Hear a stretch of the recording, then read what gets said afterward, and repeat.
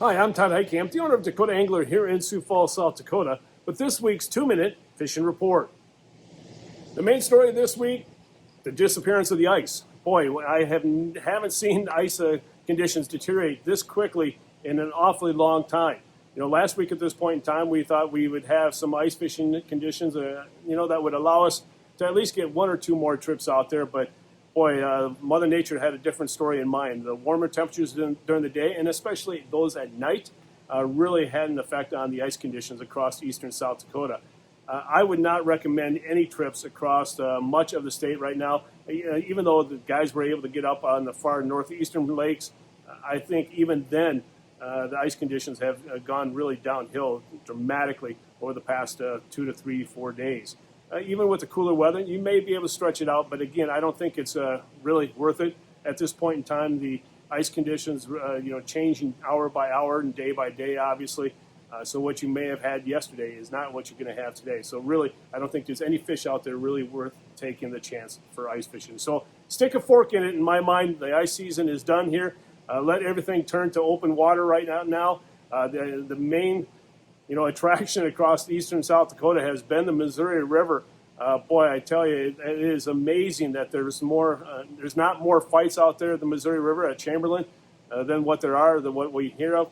A large number of crowds, and kudos to all those that keep their cool out there. If you're going out to the Missouri River this time of year, honestly, folks, realize you're going to be waiting for a boat launch. It's going to take you a while, so cool it, so to speak, and you'll be fine. But there was plenty of fish being caught out there, especially Thursday and Friday. Saturdays was a little bit tougher with the wind, but again, Sundays seemed to be doing pretty well at the same time. Now, all guys were doing was using jigs and minnows.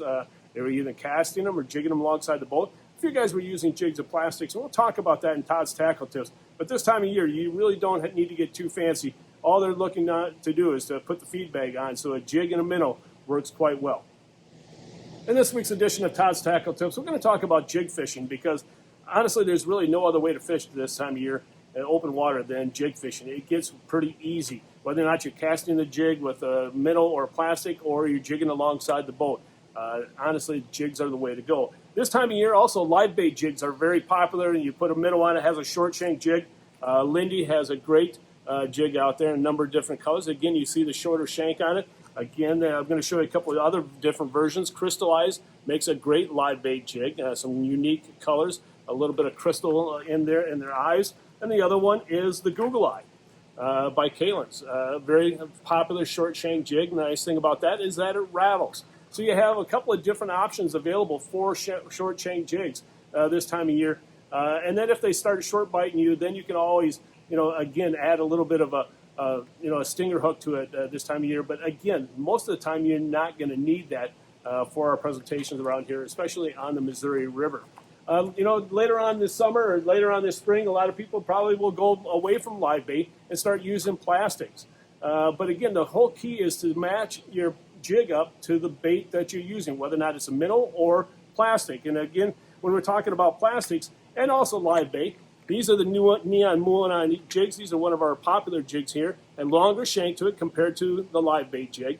And again, on something like this, I would match this up to more of a twister, like a twister tail or some type of plastic, or like any type of walleye assassin, anything like that. It really works well because it's got a great bait keeper on it. So again, the Neon Moon Eye jig is a very popular jig, whether or not you're using live bait or plastics. Something else that we're carrying this year is the clam tungsten jigs. So you don't have to have as heavy of a jig because the tungsten will allow you to get down there a little bit quicker. Has a great bait keeper on it as well, a nice long shank jig. So keep that in mind when you're thinking about using plastics, even live bait, and also especially out in the river in the deeper water, that you can get away with using a little bit smaller jig because it is made of tungsten versus the lead.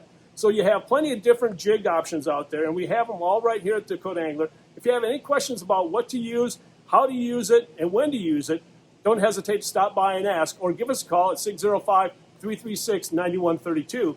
Or if you can't make it to the store, check us out on the web at dakotaangler.com. And now it's time to take a look at a few photos that you sent in to me this past week.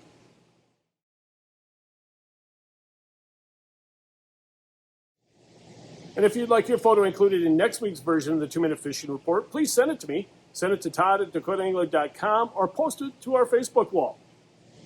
And folks, before I end this week's report, I want to remind you to mark your calendars for April 8th through the 9th. That's our annual Berkeley Days. It's a great opportunity for you to stop on by the store and take advantage of some great sales on Berkeley products, including Fenwick rods, Fluger reels, Berkeley baits, Berkeley plastics, you name it. We're going to have it right here at the store. So again, April 8th and 9th, our annual Berkeley Days. Plus, we're going to have some pros on hand to answer your questions that you may have concerning their products. If you have any questions about that, don't hesitate to give us a call at 605-336-9132.